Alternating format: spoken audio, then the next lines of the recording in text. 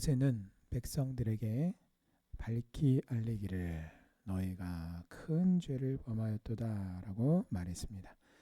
자, 여기서 30절에서 말하는 큰 죄를 범하였다 라고 할 때에 이 죄를 다 가리키는 단어가 있습니다. 자, 그런데 이 죄라고 하는 단어는요, 통상적인 죄를 우리가 보통 죄 이렇게 부를 수 있겠지만 그런 단어가 아닙니다. 그게 아니라 우상 숭배의 죄를 가리키는, 그 특정한 우상 숭배라고 하는 그 죄만을 가리키는 특정한 단어가 사용이 되었습니다. 자, 그 말은 무슨 뜻입니까? 이 죄가 죄지요. 예. 그런데 죄가 죄인데 그 중에서도 우상 숭배의 죄라고 아주 따로 특별하게 구분해서 불렀다. 우상 숭배를 가리키는 특정한 죄라고 하는 단어가 있었다라고 하는 것은 그만큼 우상 숭배는 다른 죄와 구별되는 매우 심각한 죄라는 것을 의미합니다. 자, 더군다나 범하였다, 죄를 범한 것이죠. 그런데 이 죄를 범하다라고 하는 뜻 역시 구약에서 계속해서 성경에 말하는 것처럼 표적에서 벗어나다, 걸려 넘어지다, 또 형벌을 면할 수 없게 되었다라는 그런 뜻을 지니고 있습니다. 자, 결국 우상 숭배로 범죄한 이스라엘 백성들의 행위는 하나님께서 애초에 그들을 향하여 설정하신 목표 지점에서 벗어났어요. 하나님의 나라를 위해 살고 하나님의 영광을 나타내며 살라고 하신 그 하나님의 창조의 목적에서 벗어나서 죄를 지은 것입니다. 그리고 그 결과로 죄의 형벌을 피할 수가 없게 되었다라는 것을 말합니다. 자, 이제 엎질러진 물이죠. 물이라고 지금 모세가 백성들에게 그렇게 말한 것입니다. 그런데 모세는 다시 하나님의 산에 올라갔어요. 왜냐하면 혹시 너희를 위하여 속죄가 될까노라 이렇게 말하면서 이스라엘 백성들의 어떤 속죄함을 받기 위해서 하나님의 산에 다시 올라갔는데요. 이 사실은 우리에게 무엇을 보여주냐면 속죄의 그 권위, 속죄의 결정은 오직 여호와 하나님께 있으며 이미 3,000명을 도륙을 했습니다. 그래서 적극적으로 죄인들을 처형을 했어요. 그 정도 죽었으면 많이 죽었네. 그래도 이 정도면 그래도 어느 정도 됐지라고 하지 않았어요. 왜 그렇습니까? 3,000명을 처형을 하든 혹은 3만 명을 처형을 하든 그들의 백성들의 죄를 용서하는 것은 하나님께 속한 하나님의 고유의 권한이기 때문입니다. 인간은 죄로 인하여 이미 다 타락했어요. 그것도 어느 정도 타락한 게 아니라 전적으로 타락했습니다. 그래서 인간은 전적인 타락으로 인하여 능력이 없어요. 단 죄를 짓는 능력만 있을 뿐 자신이 지은 죄의 문제를 완전히 깔끔하게 해결하거나 그 죄를 사할 능력과 권세가 죄인인 우리 자신에게는, 인간에게는 없습니다. 우리의 죄를 사하시는 권능은 오직 우리 하나님께, 여호와 하나님께 있으며 그 죄 사함을 위해서 예수님께서 대속의 죽으심으로 그 자신의 피를 십자가에서 물과 피를 다 쏟고 자신의 몸을 다 드려 대속의 제물, 구속의 완전한 제물이 되신 것이에요. 그래서 이스라엘 백성들이 지은 이 우상 숭배의 죄라고 하는 것은 하나님의 거룩하심을, 거룩성을 훼손하는 아주 도저히 용서받을 수 없는 아주 중대한 범죄였습니다. 모세가 이것을 너무나 잘 알고 있죠.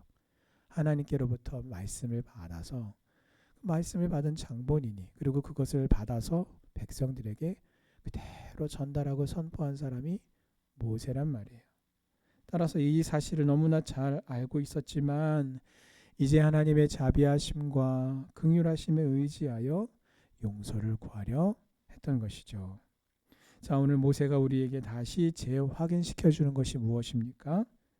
오늘 나의 죄를 용서받기 위해서는 오직 여호와 하나님 앞에 나아가 하나님의 자비하심과 하나님의 긍휼하심의 은총을, 그 죄사함의 은총을 구하는 길밖에는 없다라는 것입니다. 그리고 우리가 그 죄사함의 은총을 구할 때에 하나님 앞에 나아가 우리가 내 죄를 용서하여 주옵소서라고 감히 하나님께 그렇게 우리가 간구할 수 있는 이유는 다름이 아니라 예수님께서 내 모든 죄를 대신 지시고 내 죄를 담당하시고 대신 희생제물이 되어주셨기 때문입니다. 나 대신 죄의 형벌을 당하셨기 때문입니다. 다른 방법으로는 그 어떤 것으로도 나의 죄의 문제를 해결할 수가 없습니다. 나 자신을 포함하여 이 세상의 죄의 문제는 세상의 심판자이신 여호와 하나님과의 관계에서만 해결됨을 잊지 마시고 내 죄의 문제를 온전히 해결하신 예수 그리스도의 그 보혈을 의지하여 늘 하나님의 은혜와 그 사랑의 품에 머물고 행하는 우리 성도님들 되시기를 주님의 이름으로 축원합니다. 자, 모세는 하나님의 긍휼하심에 호소합니다. 그래서 이스라엘 백성들의 그 죄사함을 간구하면서 만약 그들의 죄를 사하여 주시지 않으려면 주께서 기록하신 책, 즉 생명책에서 자신의 이름을 지워 버려달라라고 그렇게 기도했습니다. 자, 이것은 실로 자기의 양들을 위해서 자신의 목숨을 온전히 내주신 참 목자이신 예수님의 모습과 똑같은 것이고 예수님의 마음과 같은 마음이에요. 이것이 바로 영적 지도자의 참된 영적 지도자의 모습인 것이죠. 자, 이렇게 하는 것이 여러분 우리가 부족하고 연약해도요. 믿음으로 예수님을 본받으려고 우리가 최선을 다하는 우리의 모습이 되어야 합니다. 하나님께서 나에게 맡겨주신 영혼들이 있습니다. 그 영혼들을 위해서 우리는 모세처럼 예수님처럼 내 모든 것을 다 드리고 다 내어드려야 하되 심지어 목숨까지도 아낌없이 버릴 각오가 되어 있어야 합니다. 그런데 여러분 정말 지금의 나는 그 영혼들을 위해 하나님께서 나에게 맡겨주신 영혼들을 위해서 내 목숨까지 내걸 그런 각오가 되어 있습니까? 혹시 오늘의 이 말씀이 오늘 나에게 큰 걸림돌이 되지는 않습니까? 다른 것은 그래도 어느 정도 헌신하고 하지만 그냥 목숨까지라니요. 그냥 하나님께 간구할 때 그 정도로 간절히 간구했던 것이 아닐까요? 정말 목숨까지 내놓아야 한단 말입니까? 여러분 우리가 크게 넘어서야 할 이 말씀 앞에서 우리가 쉽게 목숨까지라도 다 오늘 모세처럼 또 십자가에서 죽으신 우리 주 예수님처럼 쉽게 우리가 결단하지 못하거나 혹은 옛날에 충성스러운 마음과 각오를 잃어버리고 자신의 만족과 유익 혹은 자신의 안전과 또 내 안의 상처와 아픔에만 집착하고 있는 어리석고 불쌍한 내 모습을 혹시라도 내가 발견하게 된다면 오늘 이 하나님의 말씀에 나를 메어달라고 우리 간절히 간구합시다. 그래서 우리가 더 이상 자기 자신의 이익과 나의 배만을 위하는 자가 되지 말고 하나님을 위해서 내게 맡겨주신 그 영혼들을 위해 철저하게 그리고 처절하게 기도하고 섬기는 자, 희생하는 자가 되시기를 주님의 이름으로 축원합니다. 이 모세의 간절한 기도에 하나님이 자비를 베푸셨어요. 그래서 그 베푸신 하나님의 자비가 은혜가 무엇입니까? 즉각적인 하나님의 심판을 유보하셨어요. 그리고 그들을 가나안으로 인도하시려고 하는 애초의 계획도 포기하지 않으셨습니다. 그러나 우리가 오해하지 말 것이 있습니다. 하나님은 분명히 심판의 때가 오면 그들의 죄에 대해서 보응하실 것이다. 하나님이 갚으실 것이다.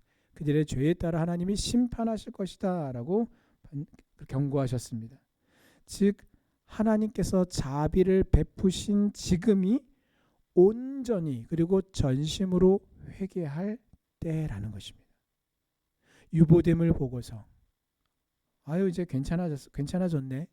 아이고 하나님이 용서하셨으니까 이제 괜찮겠네 라고 하며 돌이키지 아니하고 회개하지 아니하고 여전히 자신의 악한 본성을 따라 자신의 죄성을 만족시키고 자신의 욕심을 만족시키는 그런 죄의 길로 다시 가서 행하겠다.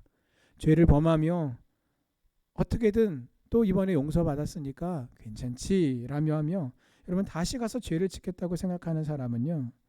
진정한 회개가 없는 자요.